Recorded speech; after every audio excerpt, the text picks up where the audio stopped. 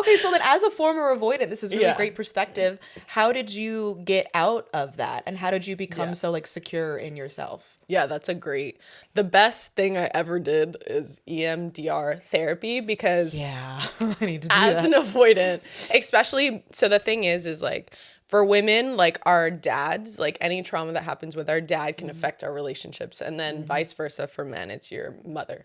So like a lot of the time, if you go back to childhood wounds of like in EMDR, it's so sick because you actually go back to past memories. Like, so like a trigger will happen like while you're dating someone or on dates, and you'll be like, why did I get so like upset about that?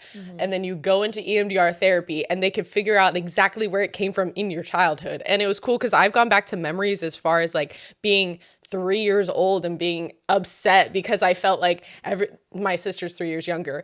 My parents were paying more attention to her because she had like an ear infection. She like was crying all the time. So I was like, you guys are being fake to me. Like, you guys don't really love me. You used to give me attention, but now you like her more. And I was 3. I'm not going to remember that. Like, so it caused trust issues with like me and my dad. I was like, you like her more. You love her more than me. Yeah. And I was like, it's wild. You would never know you had that because you were 3 and you're too young to logically know that that's not true. Of course. So you have to go back to those memories and release them, because you don't realize how those little things are affecting you today in your relationships, because you can't even think of that today. I know. Like, you think it's the other person, but it's not. Yeah, it's so crazy because whenever you're like maybe like younger and dating, you're like, there's no way my childhood is like, if that's not how that works. That's my childhood didn't make me who I am today.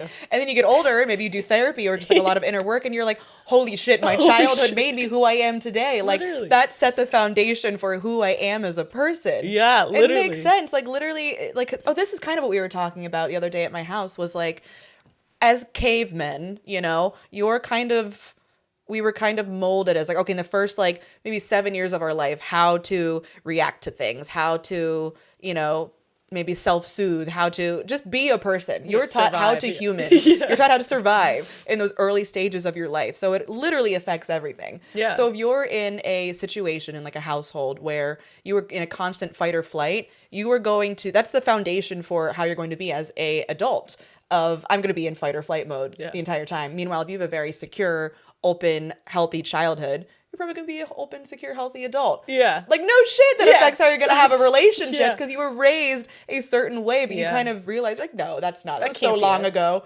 But it totally is. It's crazy. Yeah.